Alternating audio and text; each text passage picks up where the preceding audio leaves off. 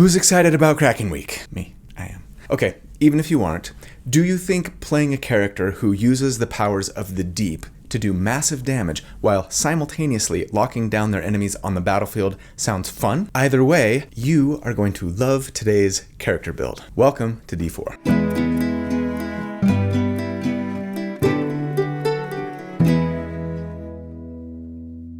Hey everybody. So here at D4, each week I take a deep dive into character builds for my favorite role-playing games. I like to crunch numbers about them, theorycraft about them, not so that I can necessarily tell you like the right way or the best way to play a character, but to explore one potential way to build something in the hopes of creating a character that's both fun but also powerful to play in-game. So if you enjoy creating characters for your favorite role-playing games almost as much as you enjoy playing the actual game itself, or if you're just looking for tips or ideas on how to build something that you are thinking about playing, then welcome home. This is where you belong, and I'm so glad you're here, so thank you for watching. My name's Colby. So you guys know about Kraken Week, right?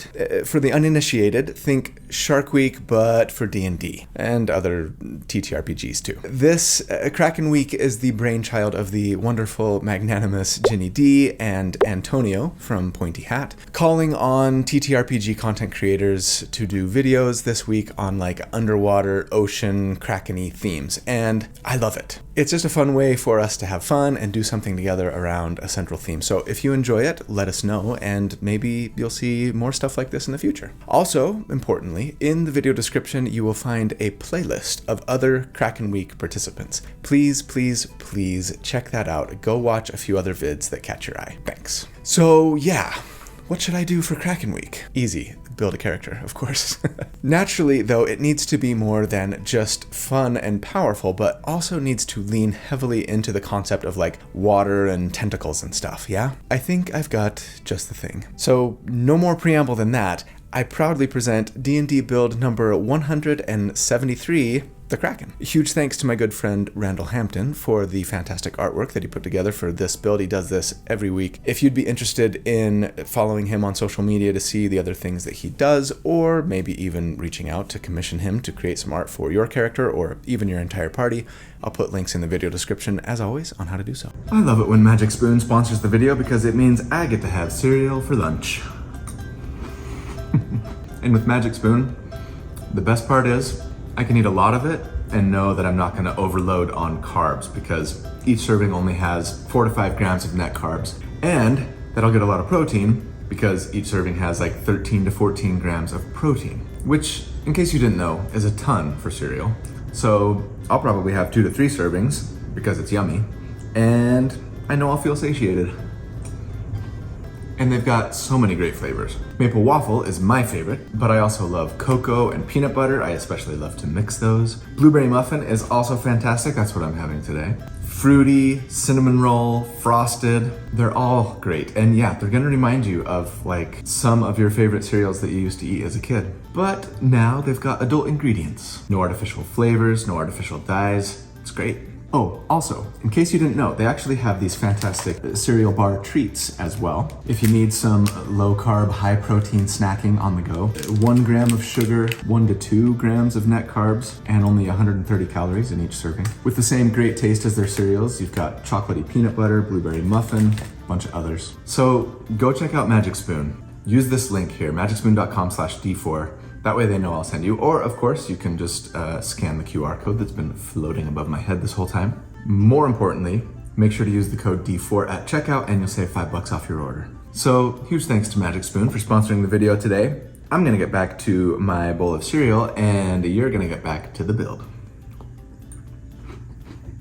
All right, let's jump right in here. At level 1 for our starting class, you probably guessed I was going to do this, but yes, we are going Warlock. I feel like I've got to say this. If it were me playing this character in game, yeah, sure, I'd probably start Fighter. I know, but seriously, you just get so many great defensive benefits from going Fighter at level 1. Constitution saving throw proficiency to help out our concentration checks, among other things, armor and shield proficiency, a nice fighting style. That said, believe it or not, I'm actually just going to go straight Warlock with this character. No multiclassing. I know. I am surprised as well. But as a result, we actually end up with plenty of feats eventually that let us pick up most of those defensive benefits that starting fighter would have gotten us. Besides, our damage ends up coming online just a little bit quicker starting Warlock, and since I like to graph and spreadsheet all of my damage-focused builds and compare them to one another, check the video description for links to those spreadsheets if you're interested. Getting damage online sooner makes my number crunchy brain go, nice. So, fine. We'll skip Fighter 1 this time. But as for our race, I'm not actually doing anything unexpected this time, but mostly for reasons other than what you might think. I mean, sure, being Kraken week, we could go Sea Elf or Triton, maybe Water Genasi. I know those would be super on point, thematically very flavorful. They can swim, they can breathe underwater, they can talk to or influence sea creatures, they have resistance to cold or acid damage, but I don't feel like any of those races really bring a lot to the table mechanically, other than those fun, flavorful things, and we're gonna get most of those flavorful things anyways from our Warlock subclass. More importantly though, none of these races are actual, Krakens. What is the only official race that could get us a humanoid Kraken? A Krakenoid, if you will. That's right, custom lineage. All right now, haters, come on. I am seriously wanting to go custom lineage, primarily here for the concept, no lies. I want this character to look and feel Kraken-y, and no other official race option in 5e can get me there. Sure, it doesn't hurt that we get a free feat from custom lineage, but that's just gravy for this build as far as I'm concerned, I swear. As for that free feat that we get as a custom lineage race, I want something that will let us bump our charisma by 1. My favorites for this build are going to either be Fey Touched or Telekinetic, and I think Telekinetic might edge out Fey Touched ever so slightly, but either is great, or sure, Shadow Touched or something else that bumps our charisma if you want. With Telekinetic, we not only get to bump our charisma by 1, or our intelligence or wisdom, but of course we want charisma, right? But we also learn the Mage Hand cantrip. Can cast it without verbal or somatic components, and can make it invisible, though I think if it were me, I would make it look like a tentacle, or like a tentacle of water, like in that movie, The Abyss. That was a good show.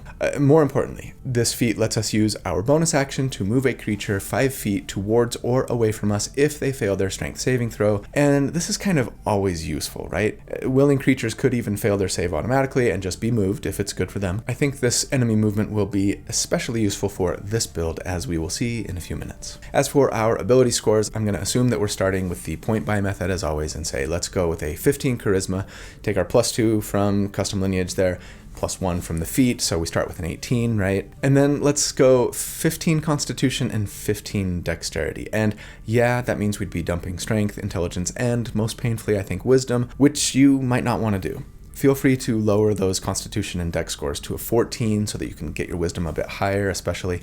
We will make those even ability scores eventually, but it's not going to be for quite some time. So yeah, maybe especially if you're only going to be playing this character to like level 8, 9, 10, you might want to just start with even numbers on con and dex and put those points somewhere else. As for equipment, let's go with the gold buy option and just grab some studded leather, and then like whatever other necessities you may need. It always feels funny to me that studded leather exists in the game and has a better armor class than leather, right? But no class just automatically starts with it. It's not listed as one of the options that you can just take if you just take equipment, right? Anyways, we are not gonna really need weapons on this character, so don't worry about grabbing it. Because for our subclass, we're not going Hexblade, of course not. We're going with, you guessed it, the Fathomless. Let's read what Wizards of the Coast has to say about this subclass to help us get into character. You have plunged into a pact with the deeps, an entity of the ocean, the elemental plane of water, or another otherworldly sea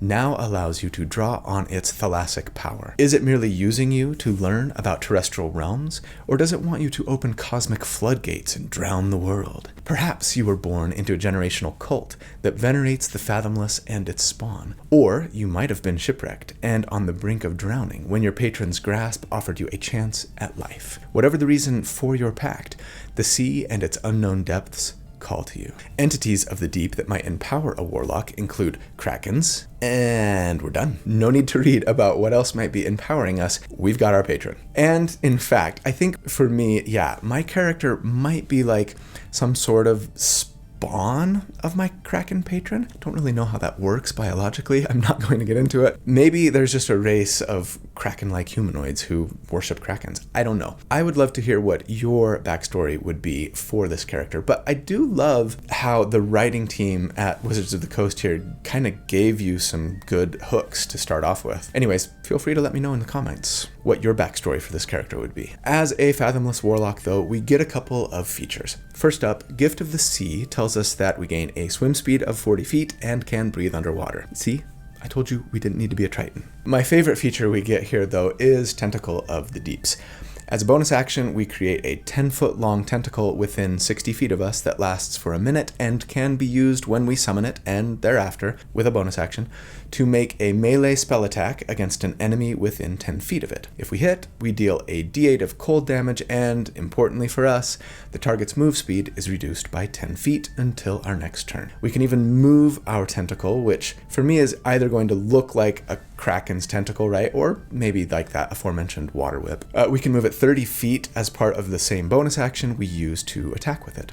We can do this proficiency bonus times per day, and I love it. As for what spells to take at Warlock 1, I'll just highlight my favorites. Eldritch Blast is a must-have and something we'll be using all the time, though for whatever it's worth, I happen to agree with Ginny when she says it's okay not to take Eldritch Blast on your Warlock. That was a good video. Watch it here if you haven't seen it. Anyways, we will be using Eldritch Blast, and I also think we should pick up Armor of Agathis because it's a great way to give ourselves some temporary hit points and also return damage to melee attackers. Cold damage, in fact, that feels thematically appropriate. And sure, for now, let's grab Hex for concentration maybe to add a d6 of damage to our attacks, though it is questionable at best for this build since we already have a consistent use for our bonus action, right? Our tentacle. But maybe in a fight against high hit point enemies that are going to take a while to kill, sure. You know what else takes a while to kill, though? My love for my channel members. How's that for a segue? Just a quick shout out to my channel members. You guys are amazing. I could not do this without you. Thank you for your support. Everybody else, I'd appreciate it if you'd consider at least joining the channel as a member. There's a little button down there that says join. It's kind of like Patreon, but it all just kind of stays within YouTube, right? For not very much money, you can get access to my library of write-ups that I create for all of my builds to help you recreate the character more easily yourself, and or access to the community Discord server, and or access to the live monthly Q&A hangout sessions that we do. I really love interacting with my channel members, but if you don't want to be a channel member, you don't even want to consider it, that's totally fine. Just being here, liking, watching, subscribing, commenting, and maybe clicking the notifications bell are also great ways to support the channel. So thanks for doing any and all of those. Right, so at level 2, as a Warlock, we get Eldritch Invocations, right? And there are so many invocations that we want on this build. But the two most important are probably going to be Agonizing Blast to add our Charisma modifier and damage to each blast of Eldritch Blast. Once it starts firing multiple beams, this will be especially nice. And then Repelling Blast. This tells us that each beam of our Eldritch Blast can push a target up to 10 feet away from us. That's going to be super important for what I want to do here. At level 3, we get our Pact Boon, and I'm going to say let's go Pact of the Chain. Not because I think having a familiar like we get from Pact of the Chain is incredibly important to the build necessarily, but I just like it more than the other options. If you feel strongly about taking Pact of the Talisman or Tome or even Blade, I guess, go for it. For us, Pact of the Chain lets us summon a familiar like via the Find Familiar spell, but ours gets to be a cool like warlocky familiar like an imp or a pseudo dragon, right? I'd probably take the imp, the quasit, or the sprite, because all three of them can go invisible. And while there are lots of things that break invisibility, taking the help action is not one of them. And I just love the idea of an invisible familiar who torments your enemies by buzzing in their ear or tickling their bum, thus helping you and giving you advantage on your first attack against them, all while remaining safe from opportunity attacks since they can't be seen, right? So they can go in, tickle the bum, fly away, generally without being at risk. We also get second level Warlock spells here, and my favorites are going to be Misty Step, so that we can teleport 30 feet with a bonus action when need be, and I bet some of you predicted this, Cloud of Daggers. This little spell has become a favorite of mine, as many of you know, though it does have its limitations. It summons a 5-foot cube of whirling, spinning blades, though for me, for this character, I would definitely be flavoring this as like a whirlpool of piranhas. But each time a creature enters the area on a turn or starts their turn in the area, they automatically take 4d4 slashing damage, with that damage increasing by 2d4 more for every level you upcast the spell. And yes, this means that an enemy can potentially take damage from the spell multiple times around if you can move them into the spell's area on your turn, for example, and then they would take the damage at the beginning of their turn too. If you don't believe me, just look it up in the Sage Advice Compendium, search for the word Moonbeam, and you'll be golden. The spell takes an action to cast, requires a concentration, and lasts for 1 minute. The big drawback, of course, is that you can't move the thing once you've cast it, and it's a pretty small area of effect, right? Don't worry, though. I think we will still be able to take great advantage of it, but I'll explain in more detail in a minute. At level 4, we get an ability score increase or feat, and I think bumping our charisma to 20 here is kind of a no-brainer. It's the best thing we can do for our damage anyways, and I love having a capped ability score this early in our career. It is juicy and delicious. At level 5, we get our third invocation, and as much as I'd love to take some others, I think we've got to take Lance of Lethargy here for our main tactic to work like I want it to. This says that once per turn, when we hit an enemy with Eldritch Blast, we can reduce their move speed by 10 feet until the end of our next turn. And yes, this would stack with the move speed reduction from our Tentacle of the Deeps, so we're getting some really nice snaring ability now, which is going to be awesome. Speaking of snaring, at 5th level, we also get 3rd level Warlock spells, and while there are a ton of fantastic ones you should consider using, Fear, Hypnotic Pattern, Counterspell, Fly, and more, the one I want to highlight here is unique to Warlocks, Hunger of Hadar. Like Cloud of Daggers, this spell also requires our concentration, costs an action, and lasts for 1 minute, but instead of a 5-foot cube, it fills a 20-foot radius sphere with blackness, bitter cold, slurping noises, and milky tentacles. Why are they milky? Now, no light can penetrate the area, and creatures within are blinded.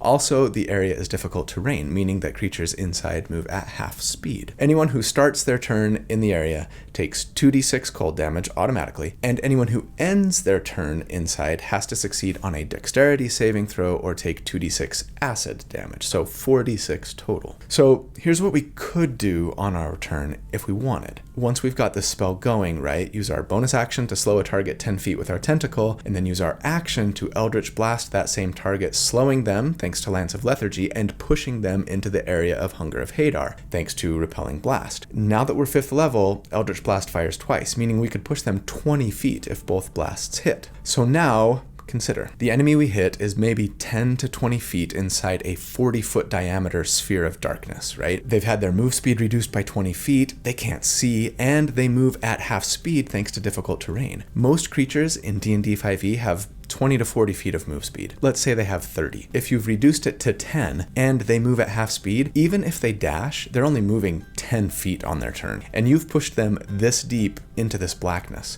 They're probably not getting out on their turn, meaning they'll hopefully be taking damage both at the start and at the end of their turn. Maybe they escape by their second turn, but by then you've effectively neutralized them for a couple of rounds while also dealing damage. And yeah, with as big as this area of effect is, and with multiple Eldritch Blasts, you could pretty easily keep at least a couple of enemies inside, taking damage from milky tentacles and being worthless in combat. Now, I don't know that I would necessarily always use this over Cloud of Daggers, but I think more often than not I would. I'll discuss more once we get to our first damage report at level 6. Speaking of, at level 6, as a Fathomless Warlock, we get the Oceanic Soul feature, and this is really nice. It gives us resistance to cold damage, and says that whenever we're fully submerged, any creature, humanoid or not, that is also fully submerged can understand our speech, and we can understand theirs. Once again, no real need to be like a sea elf. We also get Guardian Coil as a Fathomless here, and this is a nice defensive support feature. It tells us that when we or an ally take damage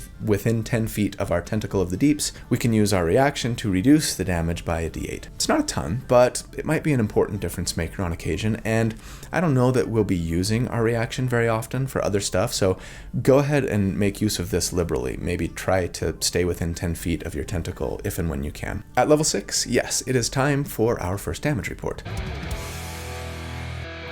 Here's what combat looks like for us right now. On round 1, we are tentacle whipping our target with our bonus action and then casting either Cloud of Piranhas, daggers, or Hunger of Hadar on top of our target, right? At the beginning of their turn, they'll take some damage and probably try to move out. Now, which of these spells should we be using? Cloud of Daggers is nice for 3 reasons. 1, its damage scales. Hunger of Hadar, unfortunately, does not. 2, the damage that the enemy takes happens both when they enter the area and when they start their turn there with Cloud of Daggers, right? Hunger of Hadar only does full damage when the enemy ends and starts their turn there. And 3, the enemy only takes the second bit of damage from Hunger of Hadar if they fail a saving throw against it, and it's not even half damage on a save for that part of the damage, right? Cloud of Daggers just does damage, no matter the enemy's armor class, no matter their saving throw. That said, Hunger of Hadar does offer better control, which when you get this build out of the vacuum lab that we're creating them in and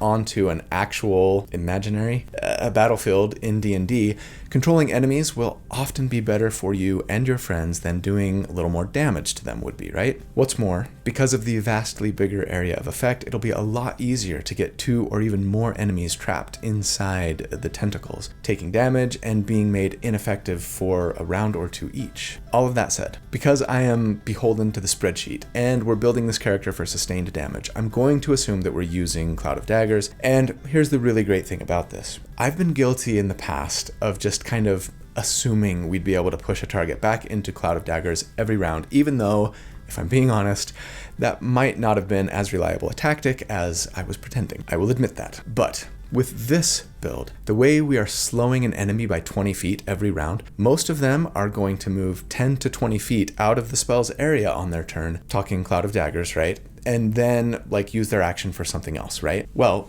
we can push up to 20 feet every turn with 2 Eldritch Blasts. So getting them back into that Piranha whirlpool is going to be fairly easy to do. If they run away from us instead of towards, we can always Misty Step over to get into position and then just push them back from that angle, right? At least once per combat encounter anyways. Whew. Get on with it already.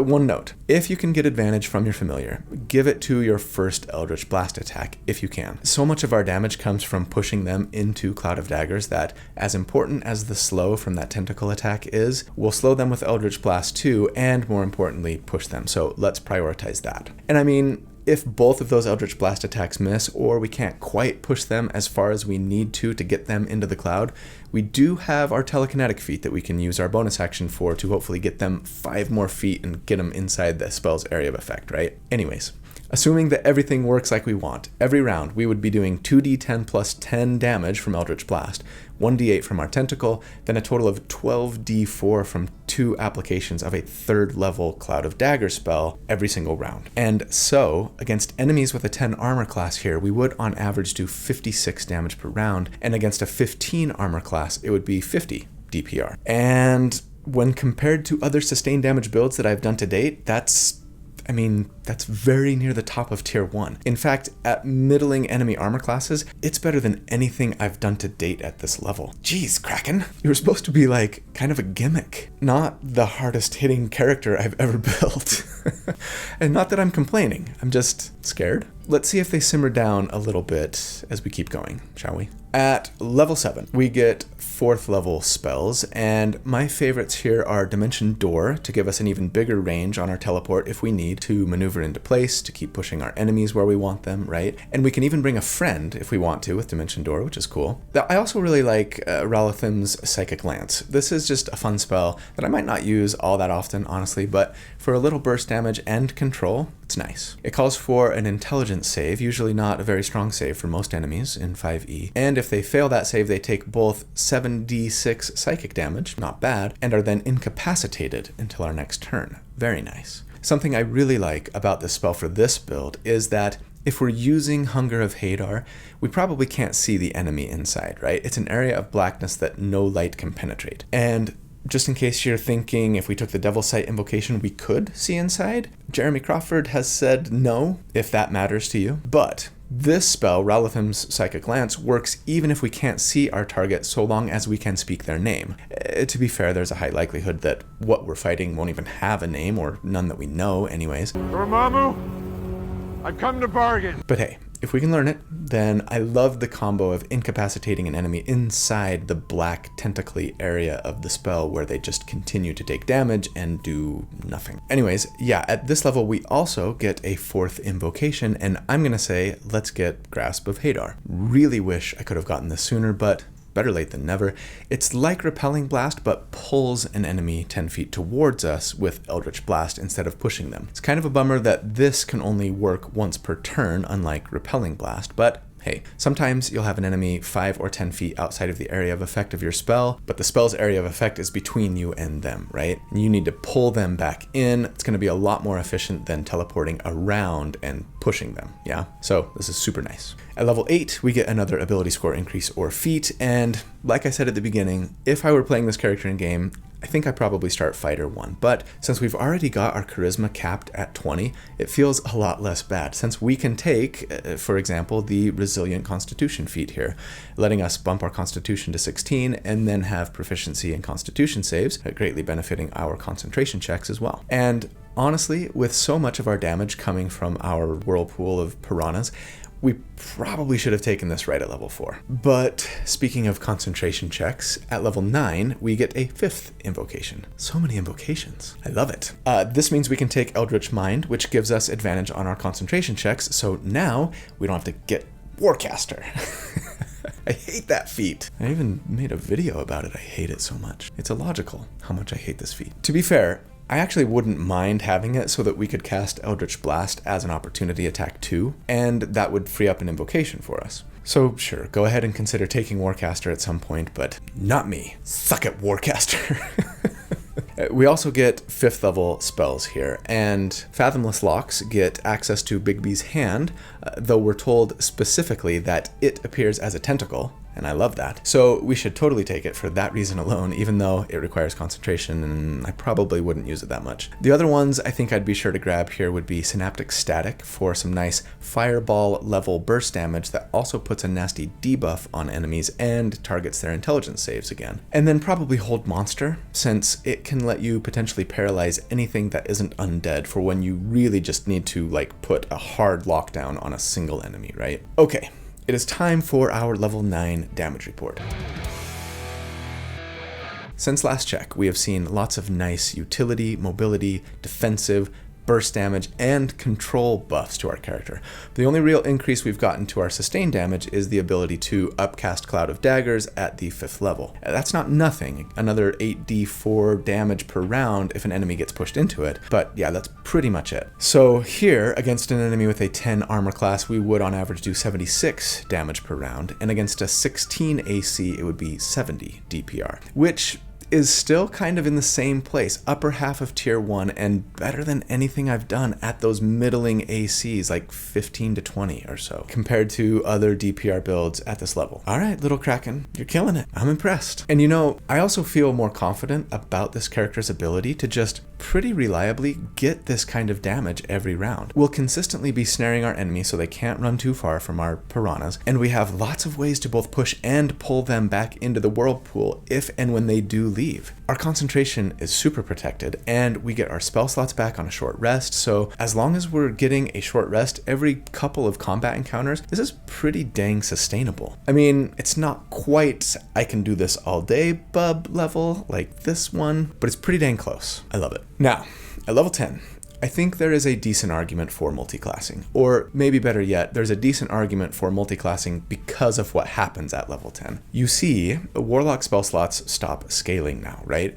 It's a bit of a bummer, but when we get 6th level spells, they are Mystic Arcanum, not spell slots, right? We can still cast those once per day as though we had a 6th level spell slot, but we have no 6th level spell slot with which to potentially upcast, say, Cloud of Daggers to do more damage. For that reason, I think you could consider making this character a Sorlock, for example, right? You start Sorcerer for Constitution saving throw proficiency, take just maybe a couple levels of Warlock to get most of what you need from Fathomless and your Eldritch Blast empowering invocations, and then go Sorcerer the rest of the way so that your Cloud of Daggers can keep scaling into the late game. I mean, Going that route, you do give up more of those really useful invocations that make this build work even better. And you're giving up, getting back those high level spell slots back on a short rest, among other things, but you gain some useful sorcerer perks like subclass benefits, meta magic, of course, and a ton more spell slots for both lower and higher level casting. I was tempted to go that route, and I think if I were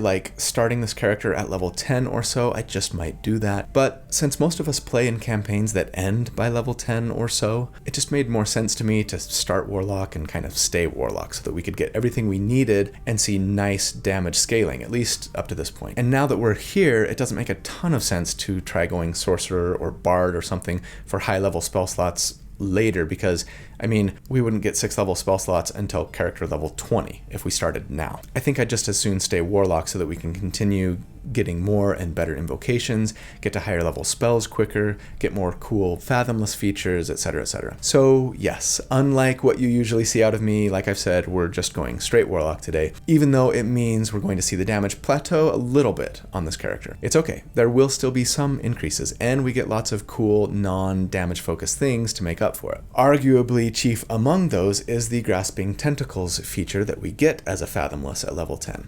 This tells us that now we know the Evard's Black Tentacles spell, which might surprise some of you to know is not available to anyone other than wizards and Great Old One warlocks. And I think Aberrant Mind sorcerers get it too. Isn't that kind of weird? All the other grasping tentacly stuff locks get access to, but this one is strangely not in our spell list. But Fathomless locks learn it now, and we can cast it once per day without spending a spell slot even. What's more, when we cast it, we gain temporary hit points equal to our warlock level, and damage can't break our concentration on it. That's pretty awesome. So, okay, what is the spell? Is it worth casting? I think so. Situationally at the very least. It fills a 20-foot square on the ground with difficult terrain tentacles. A lot smaller than Hunger of Hadar, but still way bigger than Cloud of Daggers. It has a similar language to Cloud of Daggers though, in that stuff happens both when a creature enters the area on a turn or starts their turn there, right? Okay, what happens? They have to make a dexterity save or take 3d6 bludgeoning damage and be restrained. Oh, and if they start their turn in the area and are already restrained, they just automatically take the damage. They can use their action to try and break the restraint, making a strength or dexterity save, but even if they succeed, there's nothing saying they can't be restrained again if you just push them back in, right? I love this spell both for how conceptually on point it is for our Kraken, but also for the improved control it can offer. The damage is better than Hunger of Hadar, so if you were using that regularly, switching to this is almost a no-brainer. You could potentially have a bunch of medium-sized enemies just restrained and taking damage every single round in this thing, while you just run around the perimeter shoving enemies back in who've managed to escape. It's totally awesome. Totally. Also, since the 3d6 non-scaling damage per instance of the spell that enemies get to make a save against is significantly less than the 10d4 from Cloud of Daggers, yeah, I'm still going to assume that we're using the whirlpool of piranhas when I crunch numbers, but you should seriously consider using this instead most of the time. I mean, the potential total damage you could be doing across multiple enemies does outweigh Cloud of Daggers here. 6d6 a round times like 4 enemies is 24d6, right? Sure, it might be rare that you can pack that many in, but not impossible. And when coupled with the control, there's a lot of fun and potent potential here. Don't forget that the damage from our Tentacle of the Deeps and the damage reduced by the deflection from Guardian Coil both go up to 2d8 now at this level. At level 11, we get our first Mystic Arcanum, right? 6th level spell. Like I've said, while we get access to 6th level spells now, they're not spell slots. Kind of bums me out. I wish we could use it to either cast a 6th level spell or upcast a packed magic spell, but so be it. As for which 6th level spell we should take here, might be boring, but I feel like it kind of has to be Mass Suggestion. I mean, of course it doesn't have to be, but that's what I'd take. It can potentially end an encounter all by itself, just suggesting that enemies leave the battlefield for whatever good reason you can come up with, or maybe even like start fighting each other depending on the enemy and if your DM would allow that. It doesn't even require concentration. It is so good. We also get a 3rd spell slot here, and this is like a favorite Warlock feature of mine. Yeah, it's sad that we don't get to upcast our lower level spells past 5th level, but having the ability to cast 3 5th level spells every short rest is a pretty decent consolation prize. Finally, remember that Eldritch Blast at level 11 now fires 3 beams whenever we cast it. At level 12, we get a 6th invocation, and I'm just going to say PYF. Pick your favorite here. I think if it were me, I'd probably go Tomb of Levistus. I like it both for the watery, icy aspect that feels conceptually appropriate for this character, but it's also a nice, like, break glass in case of emergency invocation that lets you encase yourself in ice once per short rest as a reaction when you take damage, granting you 10 temporary hit points per warlock level, so 120 right now. That's a lot. It incapacitates you until your next turn, and at that point the temporary hit points go away, so yeah, use with caution, but if it's the difference between life and death, it's nice to have. We also get another ability score increase or feat here, and I think at this level I'd probably go with the Metamagic Adept feat. I would love to have at least a few levels of Sorcerer instead, like I've mentioned, but this feat will let us learn 2 metamagic options from the Sorcerer's metamagic list, and gives us 2 sorcery points to spend on them per long rest. I really wish we could sacrifice spell slots to get sorcery points back, but that might be too strong on a warlock especially. No coffee lock shenanigans here. As for the metamagic options we would pick, yes, I want Quicken Spell. Take whatever you want for the second, probably Subtle Spell I'd think, but Quicken Spell would let us get our full rotation going right on round 1, at least once per day. And in a tough fight, that could be a pretty big difference maker. You cast Cloud of Daggers or Black Tentacles as a bonus action and start firing Eldritch Blasts with your action, which, yes, you can do.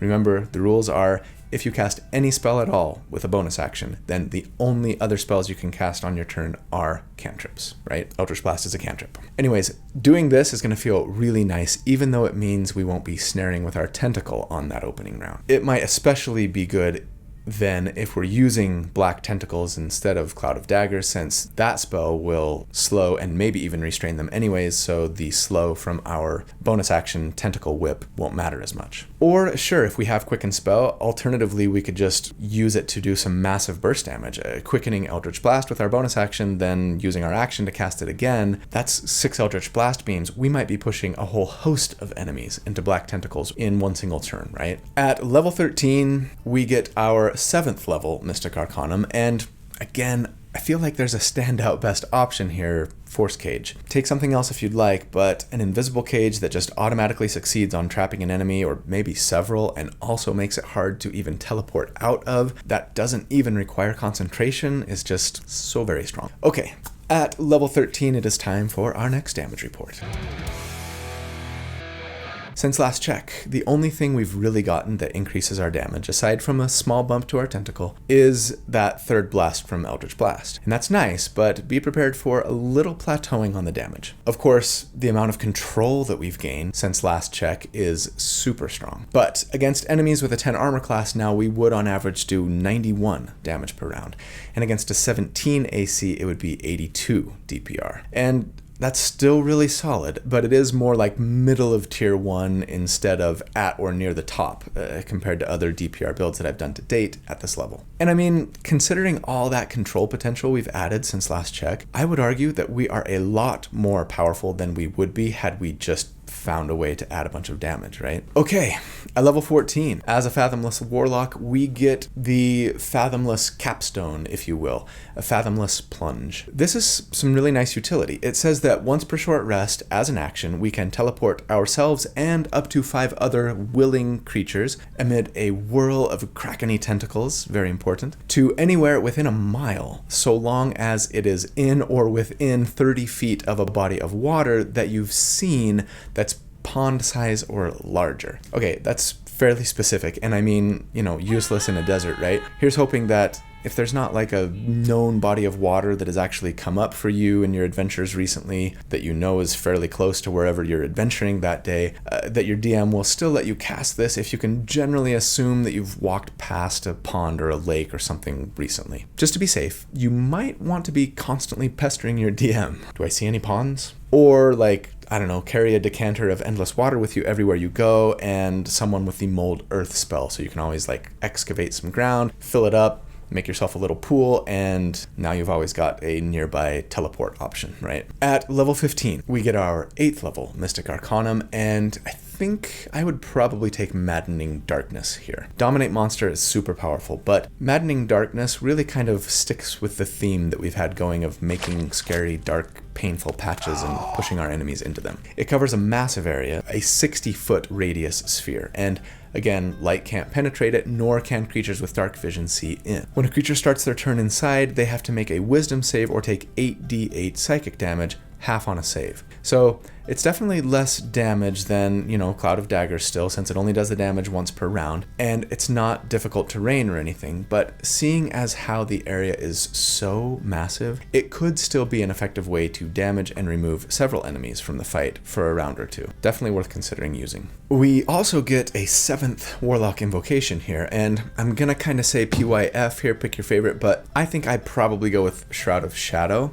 It hasn't been available until this level, and it lets us cast invisibility at will without spending a spell slot. Hard to imagine that not being handy like all of the time. Let me know if there's something else you'd rather have in the comments. At level 16, we get another ability score increase or feat, and yeah, I think, again, since I never took any fighter levels, I probably just go moderately armored here. It bumps our strength or dex by 1, so that's why we started with a 15 dexterity, right? Letting it be 16 now. This is a very long time to wait for that bump, so your call. Anyways, this just gives us medium armor and shield proficiency, which will be a massive bump to our armor class, and that's pretty dang nice. Feel free to go another route if you feel strongly about it, or especially if you took a fighter level at some point, right? But then finally, for us, at level 17, we get our 9th level Mystic Arcanum, and man, I could probably count on one, maybe two hands the number of times over the almost 4 years now of doing this that I've gotten to 9th level spells.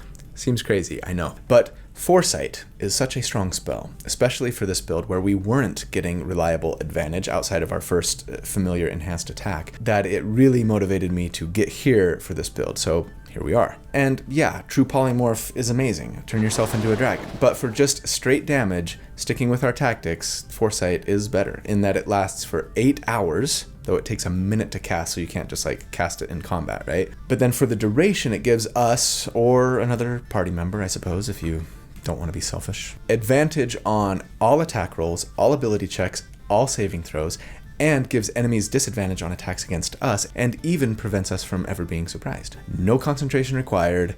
Amazing. Speaking of amazing, we also get our 4th spell slot now. So many 5th level spells. Synaptic Static galore. And we get a 4th Eldritch Beam Blast whenever we cast it now at level 17. So good. This was a fantastic level for us. For our final damage report then.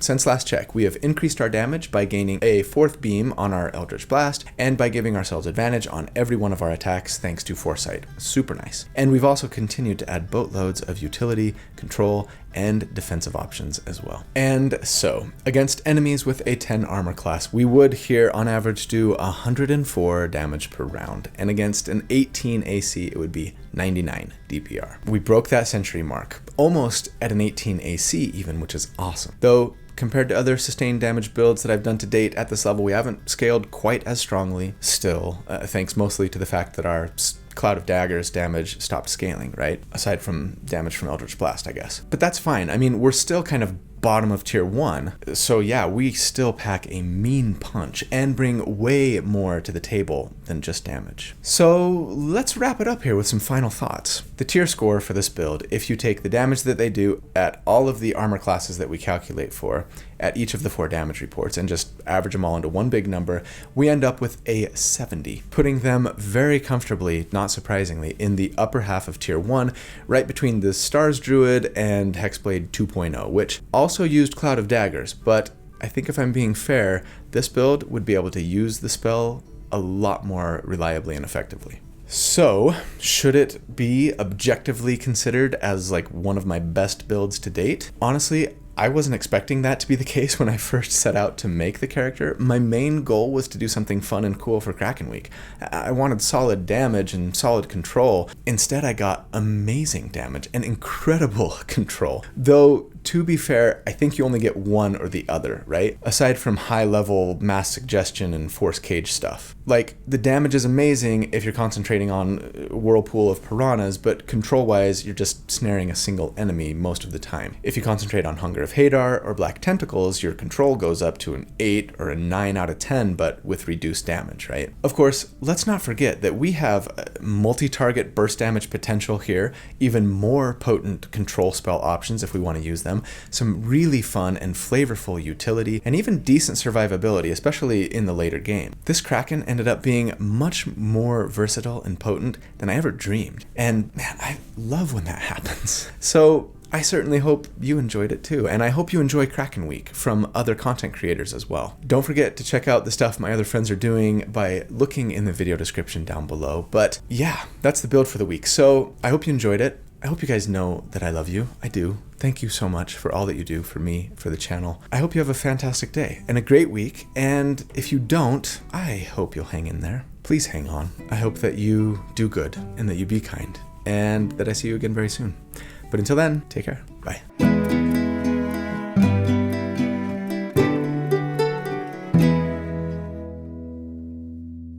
All right, let's see what color to use. Not pink, I did that last time. Ooh, let's go with a nice like aquamarine. Yeah, that feels appropriate. And the next question is what song to sing while I set up my lights. Needs to be like a sea monster song. Ooh, shiny. Oh, shoot. Like a treasure from a sunken pirate wreck. Scrub the deck and make it look shiny. I will sparkle like a wealthy woman's neck. Just a sec. Actually, no. It needs to be like more tentacly, right? Kraken, duh. Ursula is right there. Poor unfortunate souls, it's sad, but true. This one longing to be thinner, this one wants to get the girl, and do I help them? Yes, I do. Alright, looks too orange. Let's go. Yeah, that's good. Okay, shoot. I haven't put on the teleprompter yet. Okay. I think we are ready for the Kraken. I think we are ready to film a Kraken. I've been wanting to say that all day. Just a skosh. No, stay. I'm watching. You're gonna stay. Still, it just needs to be just. And let's get back to my bowl of cereal and then get back to the build. Kind of missed. I don't need to say each month because I just said monthly. Speaking of Hadar, what's with all the Hadar stuff anyways? Who's Hadar? Guess I could always look it up. Oh, a dying star from the Forgotten Realms who fed on living creatures in order to stay alive that warlocks often made a pact with. Okay, cool. Know your lore.